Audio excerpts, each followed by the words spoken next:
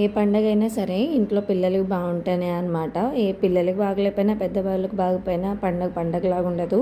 అదే చెప్పలేని పిల్లలు అంటే చెప్పలేని వయసులో ఉన్న పిల్లలకి బాగలేకపోతే మరి ఇదనమాట. నైనశ్రీకి దాదాపు ఒక 1 వీక్ నుంచి అజిత్ చేసిందో ఏమో కానీ కొంచెం వామిటింగ్స్, మోషన్స్ అట్లా అవుతున్నాయి. సో ఇంక ఇది నేను రథసప్తమి రోజు తీసిన వ్లాగే. ఆ రోజు పొద్దున్నేకి మా పూజ అదంతా చేసుకొని ఎటు వాళ్ళని పంపించిన తర్వాత హాస్పిటల్ తీసుకెళ్దామని చెప్పి అయితే నేను వంట అయితే చేసుకుంటున్నాను అనమాట. ఎందుకంటే వంట మిమ్మల్ని హాస్పిటల్ తీసుకెళ్ళడానికి వచ్చేటప్పటికి మా హస్బెండ్ బాక్స్ తీసుకొని వెళ్తారు. అందుకని చెప్పి ఇంతకుముందు రోజుల్లో అయితే పప్పుని ఖచ్చితంగా 1-2 రోజులు తినేవాళ్ళు. ఇప్పుడైతే ఒక పూటకే ఎక్కువైపోతుంది.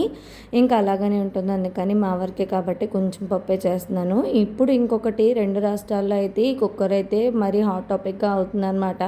నాకైతే ఈ కుక్కర్లో వండుతున్నప్పుడల్లా అదే టాపిక్ గుర్తొస్తుంది. మీకు ఎలా ఉందో ఒకసారి కామెంట్ చేయండి. ఇక నైనస్ట్రీని తీసుకొని అయితే మేము హాస్పిటల్కి అయితే వెళ్ళామన్నమాట. మెడిసిన్స్ అయితే ఇచ్చారు. మళ్ళీ 10 డేస్కి రమ్మన్నారనమాట. యాక్టివ్గానే ఉంటుంది, బట్ అలా వామిటింగ్, మోషన్స్ అయినప్పుడు మాత్రం బాగా డల్ అయిపోతుందని చెప్పి అయితే తీసుకెళ్ళాము. చూపించుకొని వచ్చాము. చూద్దాం ఎలా ఉంటుంది అని చెప్పి 10 డేస్ తర్వాత మళ్ళీ తీసుకెళ్ళాలి. వీడియోలో ఉందో కామెంట్ చేసి ప్లీజ్ సబ్స్క్రైబ్.